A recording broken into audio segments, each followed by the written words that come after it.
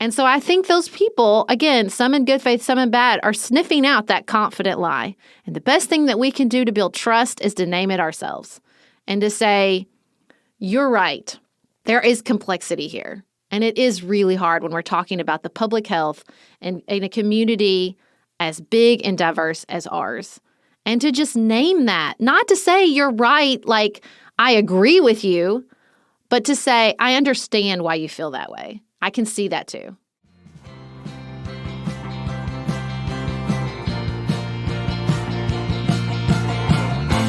This is Sarah. And Beth. You're listening to Pantsuit Politics, the home of grace-filled political conversations.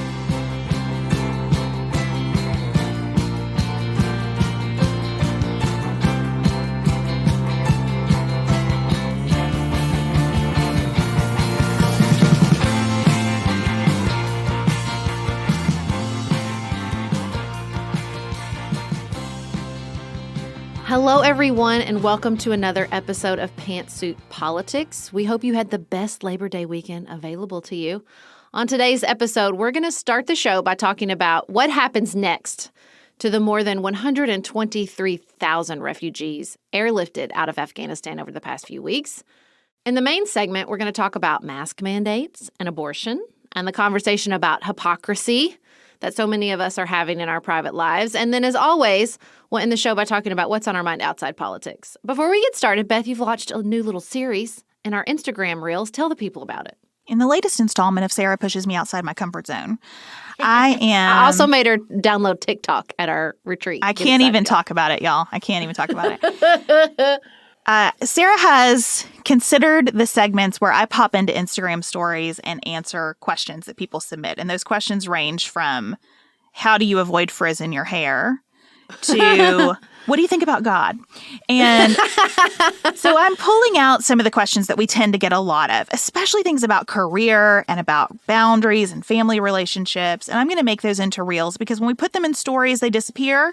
And people come back months later asking me, you remember when you talked about this? And often the answer is, I'm sorry, I do not. And so this is a way for us to give it a little bit more life, make it a little easier to share if you find the advice valuable. So you can check those out. The hashtag we're going to use is Dear Beth. Again, this is all like a little out there for me, but I'm doing it and I hope you find it valuable.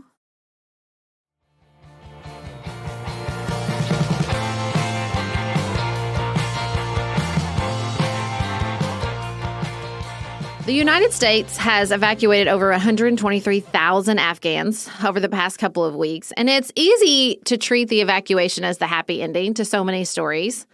But the reality is this is just the beginning for so many families who are now scattered at army bases around the world. Many of these bases are just barely able to keep up with the massive need an influx of that many people presents. And we've heard from listeners who work in this process or whose partners work for one of the agencies, and they are saying one thing: this is a massive undertaking. So we wanted to take a few minutes and give this continuing story the attention it deserves. One of the biggest issues right now is the special immigrant visa program. More than a decade ago, Congress set up this program to recognize that as a matter of national honor, we owe it to people who have risked their lives working for the United States or programs that we sponsored to invite them into our country and give them a safe home to live in. And we were primarily talking when the program was established about Iraqis and Afghans who risked their lives working with the United States government. And so since then, we've admitted more than 70,000 people through the program. The application process can cost thousands of dollars. It typically takes between 1 and 3 years to complete. So even where we are reaching to help people who have helped us, it is not an easy ride for the people involved in this process. Yeah, and part of the reason is because this process stretches across so many agencies. The State Department issues the visas, then you have all these security and intelligence agencies screening the applicants and the refugees. You have DHS, the Department of Homeland Security, that's responsible for admitting those who pass through all the security reviews. And then you have the Department of Health and Human Services that has programs to help the refugees and those who are admitted through the program to settle. Now, it should not surprise anyone that getting through 3 government agencies creates quite a backlog. It got worse under the Trump administration because they slowed the program down once they negotiated a withdrawal with the Taliban instead of speeding the program up. It was part of the reason there was such a crush of people once the Taliban surged through the country. Now, there's been some changes. President Biden's National Security Advisor, Jake Sullivan, designated DHS as the lead federal agency for coordinating the resettlement of Afghans. So they're trying to sort of simplify the process and make one agency the sort of point of control over all of this. But listen, here's the thing. The DHS is not just dealing with the Afghan refugees. They're dealing with the border crisis. They're dealing with COVID as related to the border crisis. Like, this is just really overwhelming our government resources at this point. And a lot of reporting has come out to just put a fine point on what you said, Sarah, about how specifically and deliberately the Trump administration dismantled the special immigrant visa program and how hamstrung the Biden administration has been by a lot of decisions made in the Trump era. I've been really vocal on our show about how disappointed and frustrated and upset I've been with the way this withdrawal has been handled in a number of respects.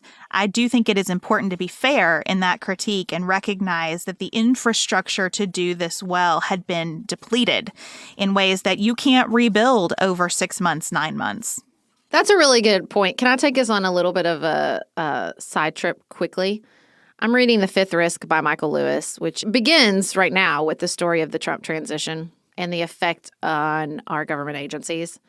And I thought, I've been kind of convicted as I'm reading it, and I've been thinking, like, it's so easy to focus on the fact that he's out of office. I've done that on the show several times. I've just focused on the fact that he's gone.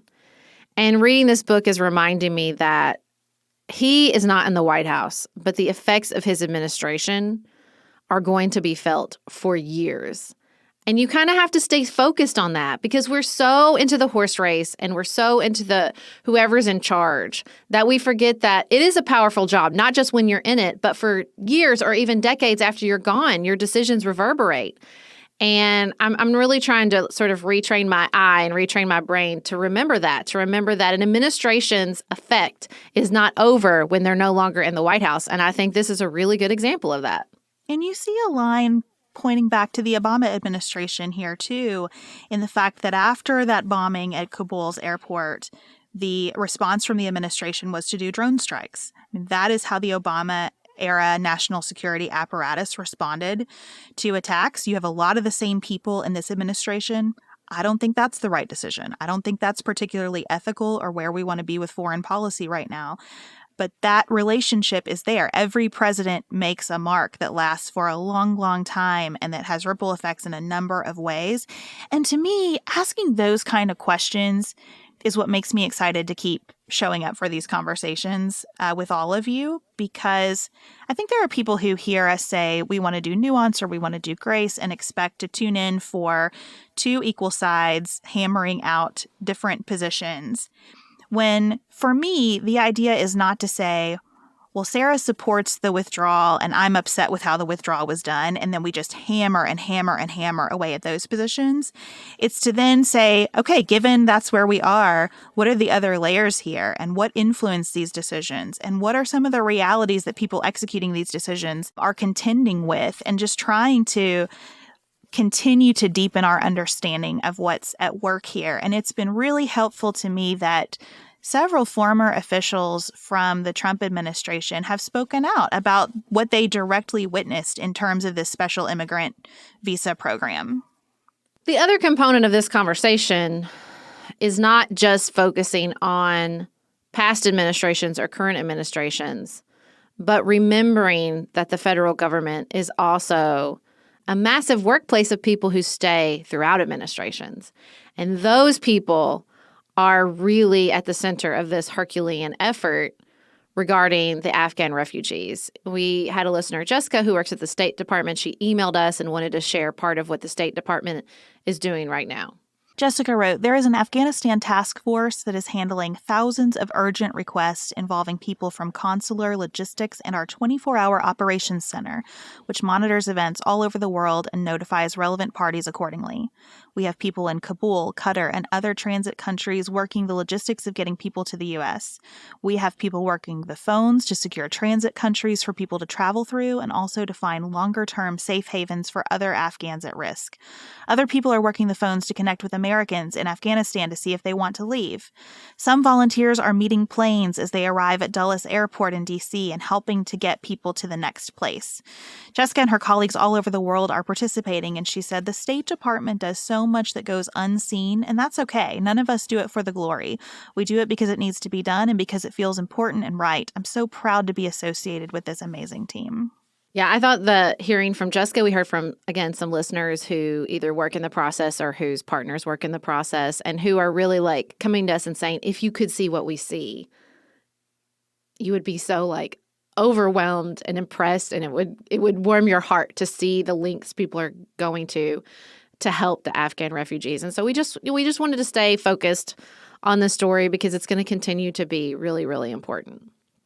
Next up, we're going to talk about our bodies, our choices, and whether or not the government should have a say in those things.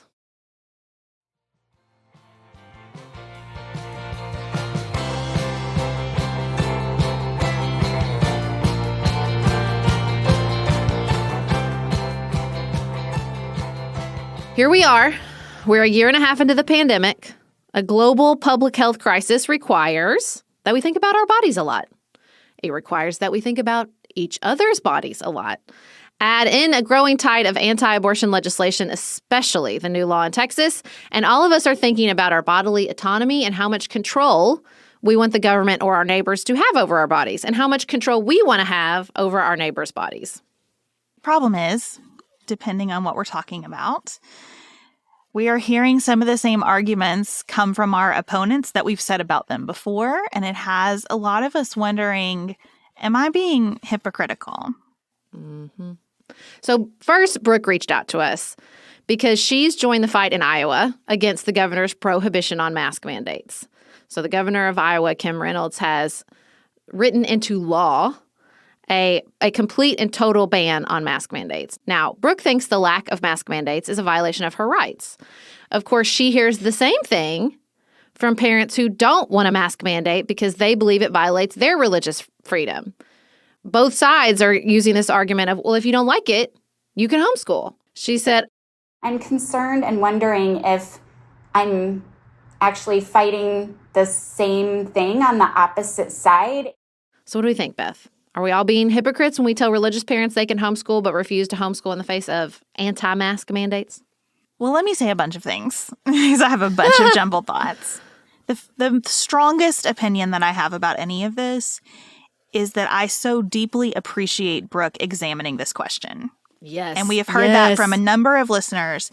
Truly, the strongest thing I feel here is gratitude for anybody who is willing to step back and say, let me critically think about my own position and how it relates to the way I interact with other people.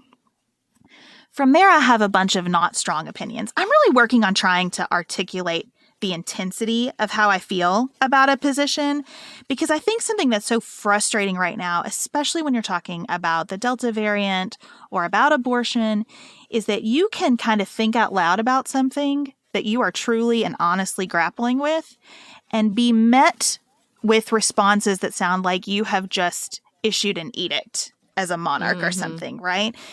So I only have draft opinions about all this because I think it's really hard. Mm-hmm. If I think about the word hypocrisy, I guess the first thing I would say is that I have always really valued intellectual consistency, and something that I am continuing to learn with age and life experience is that it's kind of like efficiency. It has a place, but that place is not everywhere. Yep. And we should be able, as adults, people, societies, to say sometimes like this is a little bit intellectually inconsistent, but it's also the best thing for us right now and we have to do it. So I'm less concerned about being a hypocrite, which we all are on some level about something, because again, I think that's right. I think we are going to be. And more concerned about, are we taking each other seriously and having the most honest, searching conversations about hard topics that we can? Well, and I think this is particularly important with public health. That's what we've learned, right? Is if we are asking for someone to think through their choices as it impacts the group. That's the hard part of public health, is we're asking people to do something that we don't ask them to do a lot. My opinion, we don't ask them to do enough in America, but which is how do your choices impact other people?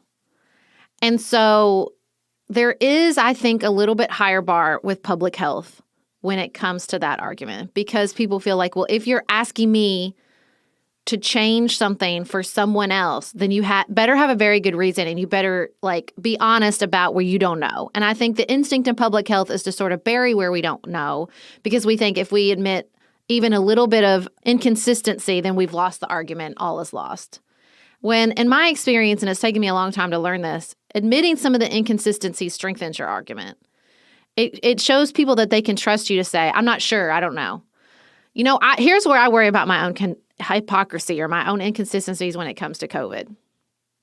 I know, because of what we do, that there are parts of the world, there are parts of our own country where there are incredibly high vaccination rates and incredibly high mask adherence, and they are still experiencing incredible surges in Delta. And I think there's this narrative I hear where we blame all of it on people who didn't get vaccinated or who won't wear a mask. They're the reason we're experiencing this. And when I look around the world, or when I look around at our country, Heather wrote into us from the Seattle area, and she said, I'm glad I live here, but we have high vaccination rates and we still have counties in the red. To me, that's where I worry about, am I being inconsistent? I even thought about this sometimes with the Trump administration. I thought, I hate his decision makings. And also, we are not the only place in the world experiencing COVID. There are people with leaders who I would, give everything I have to have in charge, and they're still experiencing COVID. And so when we say it's so easy and tempting to just be like, well, this is the reason, when there's always never one reason or one population or one set of decision making that is the cause of the problem. But we want that easy narrative. And I think that's where the inconsistencies can really, really hurt you. Now, as far as the, Brooke specific question, to me, I think arguing for or equating, because this is what we're going to talk about a lot, right? This is what we heard over and over in our Instagram comments when we brought up this topic, which is it's a false equivalency. And I do think there is an aspect of false equivalency with saying religious parents' concerns about freedom of practice is the same as public health, concerns for public health. And it's worth noting that the Department of Education seems to agree. They're investigating these anti-mask mandates as violating the civil rights of disabled students who are more at risk for COVID. So, because it feels like you're arguing for your individual rights and the other one is arguing to protect the group. But I can still see where you struggle. And look, I don't like the argument of if you don't like it, homeschool, no matter what you're concerned about. I don't like that as a way to deal with problems within the public school system. You don't like it, leave. I just think that's a crappy form of problem solving. I totally agree. That's a crappy form of problem solving. I am personally letting go of false equivalency as a part of how I analyze any issue. Mm-hmm. Because pretty much any comparison of two things has an element of being a false equivalency. Right. And exactly. Comparisons are still how our brains make sense of the world. And comparisons are still how people are going to argue with each other. And there is some value in that argument, even when it's clearly a false equivalency. I hear, and I say this with love and respect for everyone who in good faith is saying these things are too different to put in the same framework. And I think there's truth to that. But I also hear in that I am not going to take this argument seriously. I am not going to have this argument because I'm assuming that the people advancing the argument that I disagree with are coming to me in bad faith. And saying that's a false equivalency is my way of saying you're a bad faith actor and I'm not going to converse with you. And listen, Some people are. Granted, conceded, some people are. When I think about the 4 problems that are dominating every conversation I have right now, Afghanistan, COVID and Delta, abortion, and what's going on economically. When I think about those 4 problems, it helps me to reorient myself to where the vast majority of Americans are on those 4 issues. Polling and surveys, as flawed as they are, tell us that the vast majority of Americans wanted to leave Afghanistan and also don't like the way that it's been done. The vast majority of Americans just want to be done with COVID and will do what is necessary to get there. and will accept some sickness for the rest of their lives, but not this kind of sickness. The vast majority of Americans think that in some circumstances, abortion ought to be legal and not in others. That there should be some regulation around that.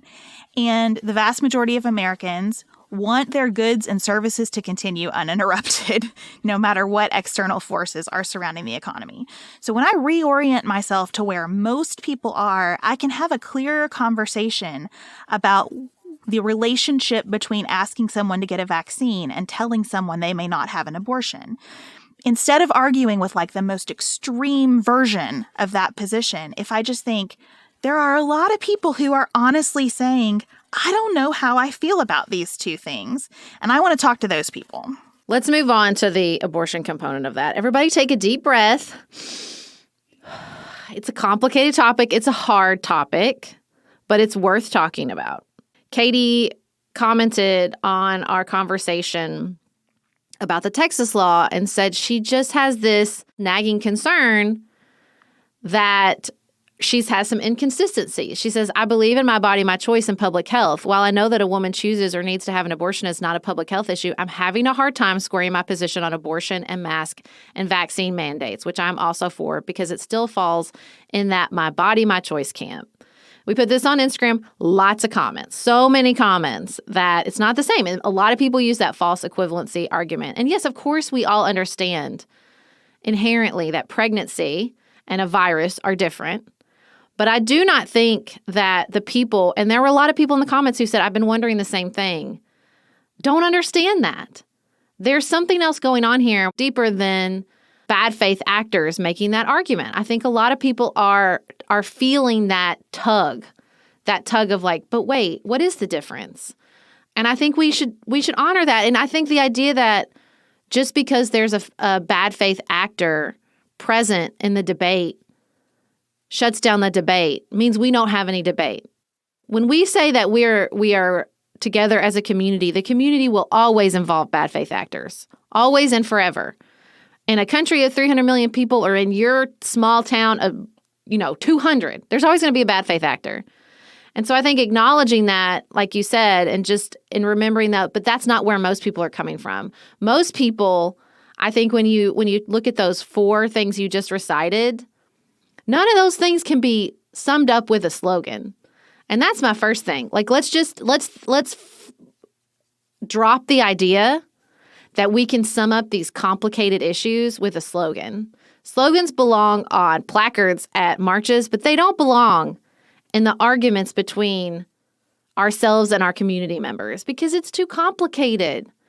I know we want something to be, again, we want that narrative, but that's not the reality. It's not the reality with abortion. It's not the reality with vaccine mandates. It's not the reality with damn near anything. I 100% agree with that. I also think there are 2 layers at least to these questions that Katie and Brooke and others are asking. And I promise, Brooke and Katie, I will directly tell you what I think about your questions. But let me just kind of show my work here. There is the question of, how do I resolve this for myself? Mm-hmm. And that's where some of the slogans have value. We had a lot of people sharing pregnancy isn't contagious. I can see why that is extremely persuasive to you in the context of your own thinking about how you resolve this question. It is also not valuable in a conversation where you're trying to build trust with another person in order to either convince them to get a vaccine or share why you are in favor of or opposed to something. The how do I communicate about this is different than how do I resolve this for myself. Mm-hmm. And I feel like we need to hold on to that. Now, how do I resolve this for myself? I have said it before, and I think this is where I am landing. I am not at this time in favor of vaccine mandates. I am in favor of everyone getting a vaccine. And if you are listening and haven't gotten one, because I care about you as a person, I would like for you to do that. I also recognize we are still early in the process of people establishing trust and seeing how these work. There are certain populations for whom the vaccines are not as effective as others. There are certain populations for whom the risk associated with the vaccines is higher than others. Now, we might still weigh that risk as less than the known risk of COVID. I do. But I understand and have some space for why people aren't going to get a vaccine right now. Do I think that about every vaccine always? No, I don't. I think there are vaccines that absolutely should be required to participate in certain forms of social activity, like going to school, like being in the military, like perhaps attending a concert. I have no problem with there being consequences associated with making a decision that differs from the decision the public health community tells us is required for us to have a sustainable health system in the country. But right now, here today, I am not in favor of vaccine mandates for COVID-19. I am in favor of people getting vaccines. Now, do you mean that through government mandates or like employer mandates? So how do you feel about a nurse losing her job because she will not get the vaccine? I have no problem today with employer mandates for vaccines. I do not think governments should mandate those. I don't think a 10-year-old student ought not be allowed in school because the 10-year-old's parents have decided not to get the child vaccinated. I want that child to be vaccinated. I want those parents to choose differently. But I do not think today that government services should be denied or government mandates should be imposed around this vaccine. And you would put government as an employer when you're requiring federal employees to get the vaccine? I think that I would. I think that's a little bit different question. I think for the military, it's a different question, right? Because of the way that people have to interact with each other, the way they have to interact with the world. So I think there's a distinction for me between the government as employer versus the government as the governing authority for the citizenry. But right now, that's where I land. But I mean, look at just the 3 levels of complexity we pass through. Right, exactly. Pretty quickly, right? Exactly. And I think there is something to the fact that if you are honoring the other side and you're saying, I really am trying to have a conversation with someone in my life about this, and I believe them to be a good faith actor, they do see vaccine mandates, and if you support them, then that's definitely the conversation you're having, as asking them to sacrifice their bodily autonomy for the good of someone else. And so they see that as the same thing that you say you will not accept an abortion. Now, I'm not saying I see it that way, but I think you can make that argument in a good faith way. I do believe that to be true. Because for me, the way I solve these issues for myself, to get to Katie's question directly, is that for me it is not the difference between a virus and pregnancy. To me, and I know everybody is not here, and I acknowledge that. I worked at Planned Parenthood. That was my first job out of college. I've been pregnant 4 times. I've had a D&E at 20 weeks. I've spent a lot of time thinking about what is going on inside my own body during pregnancy, how I feel about that, how I think about that, what my religious beliefs teach me about this. And for me, the difference is not between virus and pregnancy. For me, the difference is between a fetus and a person. And I do not believe a fetus to be a person. And I think that is what's so hard, right? I think that's the way to really address the crux of that. It's not that the inconsistency is between virus and pregnancy. It's that we feel differently. Some of us, not all of us, and that's why this is hard and we're never going to solve it. Some of us feel differently about fetuses and persons. And so asking someone to sacrifice their bodily autonomy through a vaccine for other people versus asking somebody to sacrifice their bodily autonomy for a fetus is different. That's where I have settled. That's how I feel about this. And I think as so often happens in the abortion debate, as I've witnessed it over my 3 decades, I feel like that I've been talking about it, is we don't want to say that and we want to avoid it. Some of us because we don't feel that way. Even some pro-choice people don't feel that way. They have trouble articulating sort of the status of a fetus because it's not like we have some clear answer. It's about articulating for yourself and being able to articulate it to somebody else who might feel differently, who I think we know sort of inherently that if I say that, the person's going to say, well, then we're done here because I don't feel that way. And that's what's hard. That's what's really hard about this debate is that when we really keep scratching at it, especially, with regards to abortion, that there are some like fundamental religious, spiritual, philosophical disagreements at the heart of it.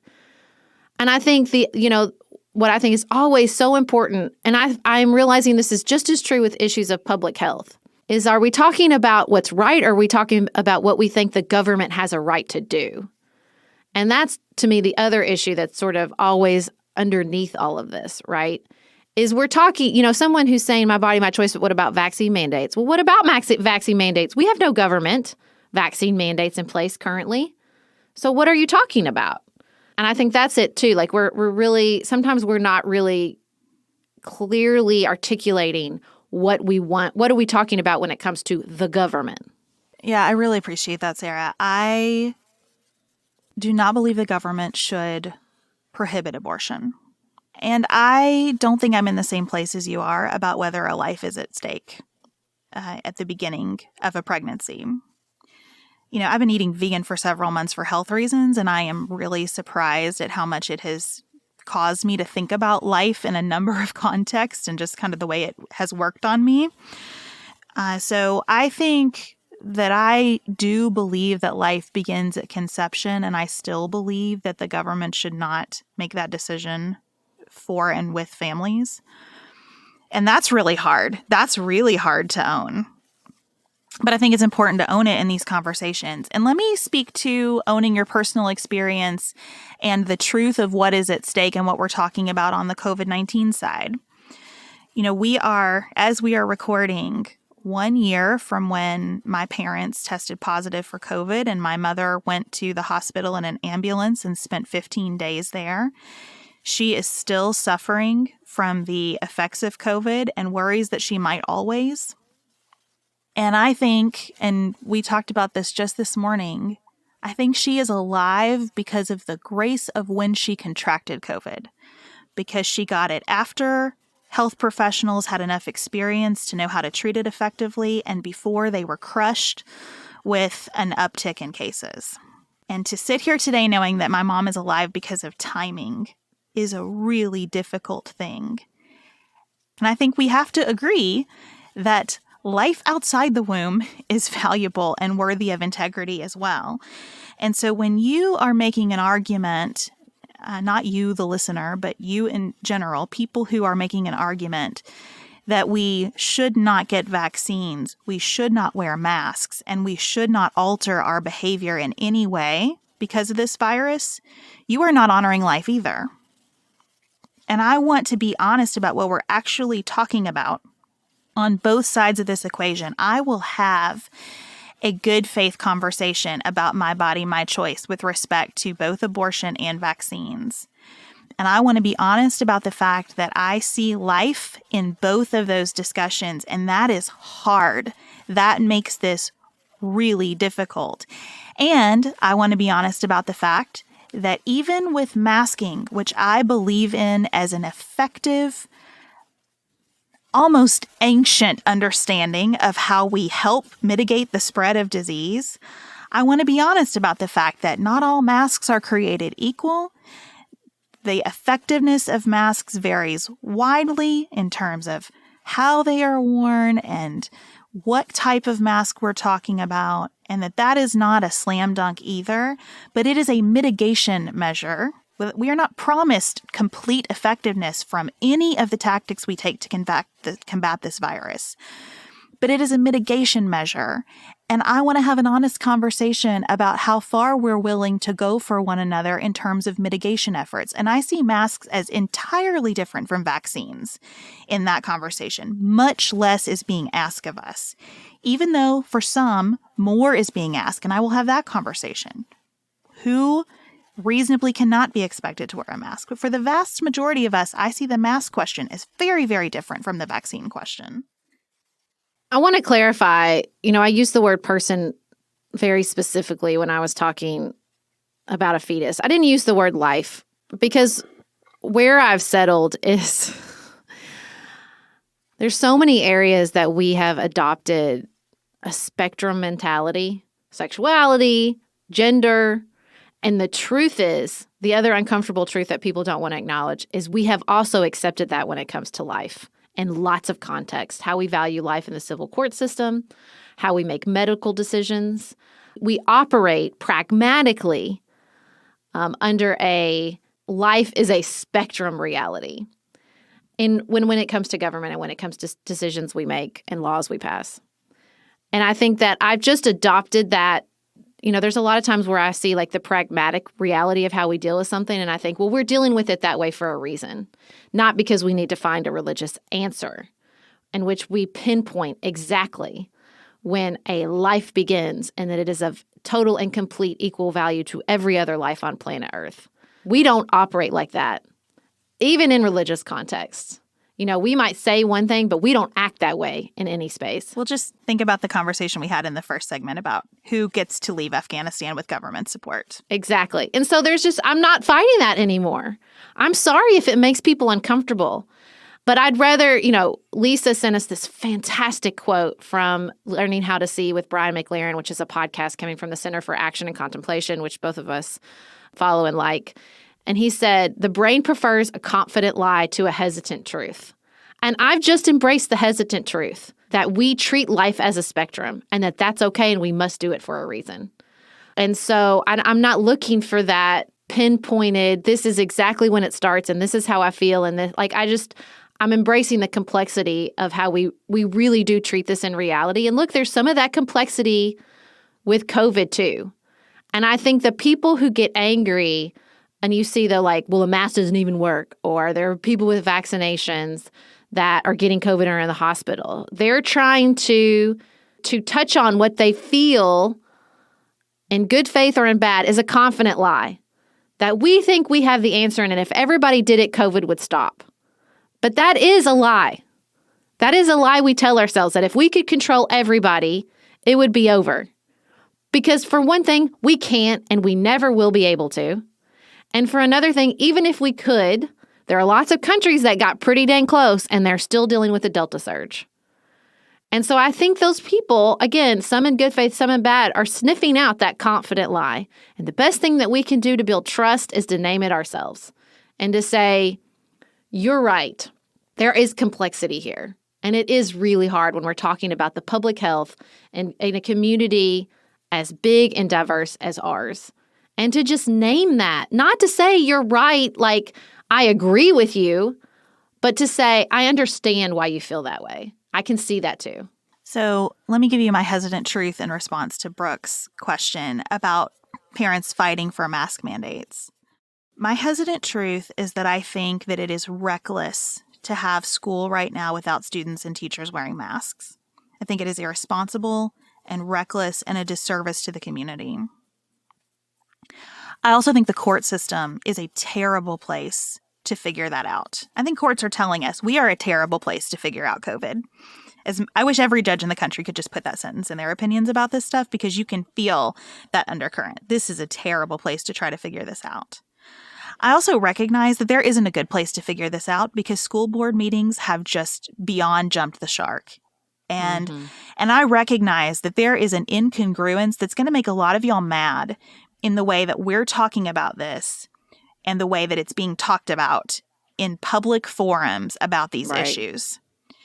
Because in public forums about these issues, it is the most extreme version of the argument. And so I don't begrudge any advocacy around mask mandates in school. I understand the motivation for that advocacy, and I honor that motivation. And for me, the way that I am walking through this, and some of this is just personality, gift, calling, what tools have we been given? For me, the way that I am walking through this, I am trying to put all my weapons down in these conversations and be an endless well of patience with other people. And that's hard. And that is definitely not for everyone.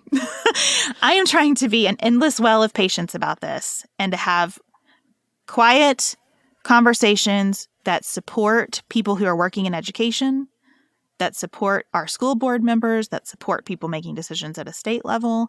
I am trying to show up and say, not everybody feels that way. I don't feel that way. I appreciate this. I want this. I am trying to teach my girls how to wear their mask properly and wash their hands and stay away from people as much as they can and just keep going and remember, as personal as the issue of sickness and suffering from COVID has become in my life, like it is in many of yours, to far different degrees and to far more intense degrees than mine. I am trying to see this as part of a much longer chapter in how we relate to each other in this country, and to do my best to move us in a positive direction in that chapter. Well, the reason that people are so mad, and I get it, is because the trick of the human brain, God bless us in all our complexity, is that we can sniff out the confident lie in somebody else while confidently lying our own asses off. Like, that's why we're all so mad, because we feel like, well, you may be right, but how dare you say that to me when you yourself have your own blind spots? And look, yeah, it sucks. I get it. Human beings, as my friend Lacey says, they are the worst and also the best. I don't know. It's weird. Like, I think that's what's so hard is this all this balancing.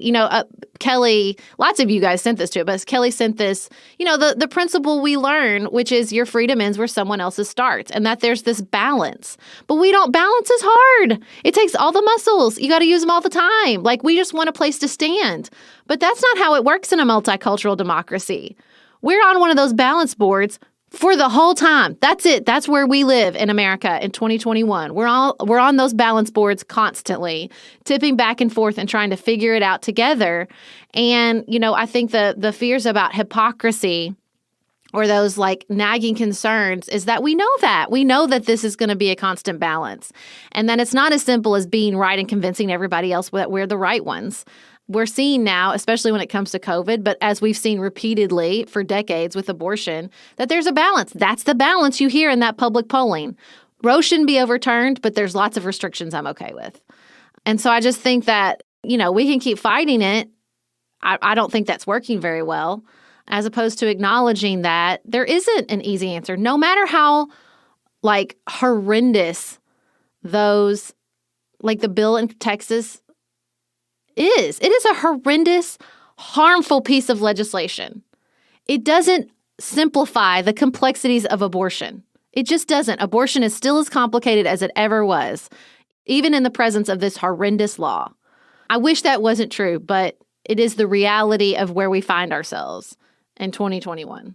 I love that you talked about that balancing act, Sarah, because what it reminds me of is what we learned from Simone Biles. I feel like we're all trying to do that balancing act while we all have the twisties. Yeah. Because there is an element in this entire conversation of coping mechanisms. These confident lies are created by our brains for a reason. And part of that is to deal with how hard it is to be present with so much suffering, to be present with so much complexity, to be present with terrible options sometimes, or an array of options so good that you can't figure out which to prioritize. And what we learned from Simone Biles' story is that it's dangerous to try to balance when you are also coping with things. And that's what we're doing. And this Texas law has added fuel to that stress. There was already so much stress around abortion, and this has added exponential quantities of stress to that conversation. And so here we are trying to figure out how to treat each other and be citizens in a democratic society, in a multicultural democratic society, while we are falling apart personally. Mm-hmm. And even if you feel pretty good today, there's probably some level on which the past 2 years have caused you to fall apart personally. That's a big lift.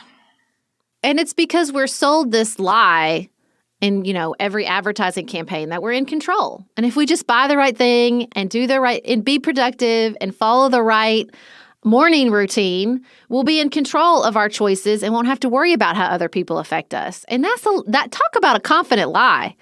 That is not true. And the harder we fight it, the harder it hurts that it sinks in that that's not true. That our choices affect other people and their choices affect us whether we like it or not. That's the difficulty, and that's why we all feel so mad, because we feel like we were sold a bill of goods, and we were, and continue to be. Again, I'm sorry. I don't like it either, but it is the reality of being a person in this particular moment in time. I've gotten a bunch of messages from very kind listeners lately that all sound like, "Are you okay? You sound not okay. And I'm worried about you." And I really appreciate that. And the first thing is just, yes, I am okay. I always have peace, joy, love like a river, fountain, ocean in my soul. Okay. I'm good. And also, I am not good. Like, I am not good. This has been a traumatizing experience for me and everybody else. And we could compare those and come up with a lot of false equivalencies about my suffering versus anyone else's suffering, right? And again, the big framing for these questions that Brooke and Katie and others have presented today is I just want to keep being willing to be soft enough to ask those questions even when I find it really painful. That doesn't mean every single day. There are some days when I'm just going to have to go with my confident lies. You know, I am going to have to just use my coping mechanisms and simplify the issues and get on with it. But in the moments where I can find the energy for it, I think that it's really important to be able to step back and say, where am I on this? And how does that compare to where I've been on other things? And how am I treating other people's arguments? And am I being the person I want to be, even when the people in front of me are very much not being the people I want them to be? Mm-hmm. Well, and look, we're doing all of this in the middle of a trauma. This week is a huge week for all of us anyway, because we are coming up on the 20th anniversary of 9/11. There's lots of good writing and reporting and podcasting about whether we're even over that trauma. The answer is probably no. We're going to talk about that on next week's Tuesday episode. On Friday, we're going to be sharing our series from 9/11 on the day of and our visit to the memorial. But I mean, I just think like acknowledging all that stuff we're carrying and all the forces that press on us and burden us and push and pull us in a million different directions and do the same thing to the people that we are arguing with. Whether or not we think they're good faith or bad faith actors, they are being tossed and turned by the waves of history just like us. And I think that acknowledging the complexity of where we are and where other people are is much more important than labeling ourselves or somebody else a hypocrite.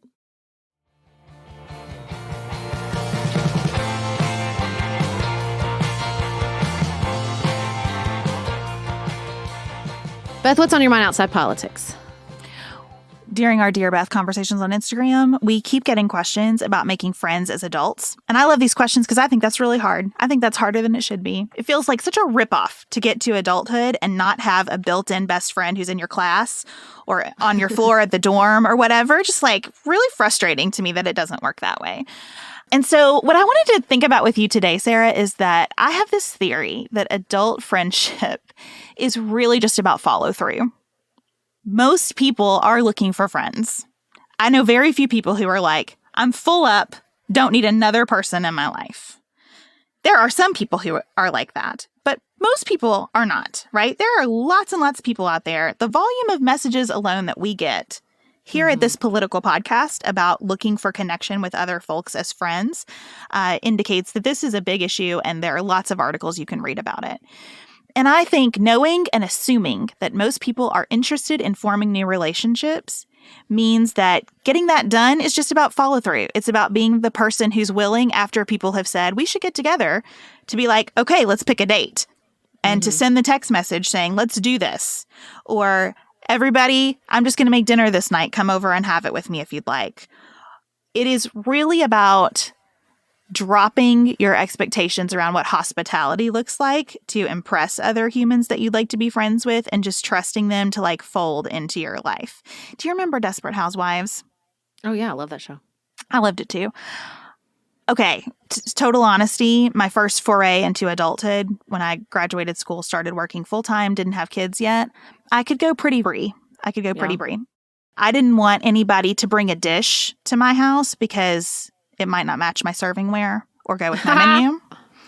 I also didn't want anybody to help me clean up because I felt like I was inviting them into my home and your experience as a guest should be a seamless one. And boy, have children just knocked me out of that place in a beautiful way, because I feel like I have better relationships now that I will just invite people over and order pizza or allow people to do the dishes with me or whatever. So I just want to, I guess today my little encouragement is be the person who follows through, but don't make that responsibility more than it has to be. I grew up in a home and a family that is very oriented to hospitality. My mom is one of four, my grandmother is one of four, and we would get together with those families pretty often. There was lots of potlucking. There was lots of shared cleanup. You know, my mom would run herself ragged getting ready for those events and still does in a way that I don't feel obligated to. But my mom also hosted and continues to host a lot. And I learned from her that, like, if you keep your house 60% clean, it's a lot easier to just have people over whenever you want. And then if you lower your level to when they come over, it doesn't need to be 100% clean. Like, you're just more likely to host, right? You keep the everyday a little more together and lower your standards for the hospitality, and you can have people over. We have people over a lot. We have a nice big deck. I mean, I had people over for the first day of school, and there were pallets of sand in the middle of a construction project. And I said, just stay away from the sand. And I know some people wouldn't have had anybody in their backyard without the complete landscaping makeover. That's just not where I'm at. It's more important for me to get together with my people. I will say this, though, as the person who does that, it does get old. Sometimes you get in groups of people and you're like, why am I the only one that ever says, when are we getting together? And I just have to remind myself, it's not because they're thinking about doing it and then they don't. It's just that they talk themselves out of it, or they're so busy they don't think about it to begin with. That there's a lot of pulls on all of our time, and just based on personality and a lot of things, or organizational skills, or or exactly what I just listed, a family history of hosting, so that you're more comfortable with it. I'm usually that person, but it does sometimes hurt my feelings that I'm the only person. So yeah, if everybody could do that more, it would be really great. I grew up the same way, Sarah. I took for granted that you had other people over for dinner. Yeah. And it has been a real shock to my system that a lot of people just don't. More people don't than do. It has been very surprising to me. And I have to remember when I get my feelings hurt or get in that space that hosting is expensive, even when you lower your standards around it. There's an expense associated with it that's hard. Lots of people can't keep their house 60% clean for a huge variety of reasons. That lots of people really struggle with the expectations around hosting, or just the mental load of getting people together is something that they can't manage. Well, most people, we mean women. That's the other component of this conversation. It's a very gendered idea about hosting. I mean, a huge, probably the number one reason that we host a lot at my house is because my husband cooks. He does the entire food part of the hosting. He plans the menu. He checks for food allergies. He does the grocery shopping. He cooks the food. I do the decorating and cleaning and getting ready and cleaning up. If I had to do both parts of that, we would not have a holiday open house.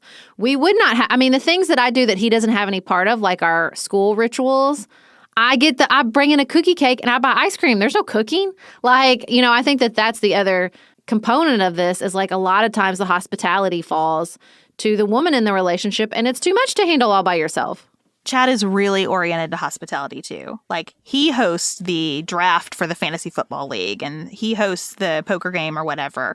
And we work together anytime we are having people over to get ready for those folks to come. And he suggests opening our house up, and he's really good at saying to me, that's enough. You don't need to make another dish. And I need that in my life too. And so, yeah, that partnership is an essential component. And just remembering that all those dynamics are at work helps me be okay that I am consistently coming back to say, do you want to do this? Without feeling am I desperate for friends and people don't want this, but are just feeling bad and saying yes to me. Well, I like to think that there's a huge component of hospitality as we host all of you here twice a week. So thank you for joining us. Again, don't forget, we offer loads of premium content on Patreon and Apple Podcast subscriptions. Beth tackled a request from Mike on yesterday's Nightly Nuance. And Beth, I thought the way Mike asked for this content was so funny. You should share it. Yeah, Mike, in addition to giving us lots of other feedback and ideas, said, because I'm a flawed human, I really want to hear Beth break down the Michigan judges' sanctions on Sidney Powell and Linwood. And I said, Mike, I'm a flawed human too. Let's do it. And so we had a little Schadenfreude court moment in last night's Nightly Nuance. Aren't we all, Mike? Aren't we all? Listen. Okay, you beautiful, flawed humans. We'll be back in your ears on Friday. And until then, keep it nuanced, y'all.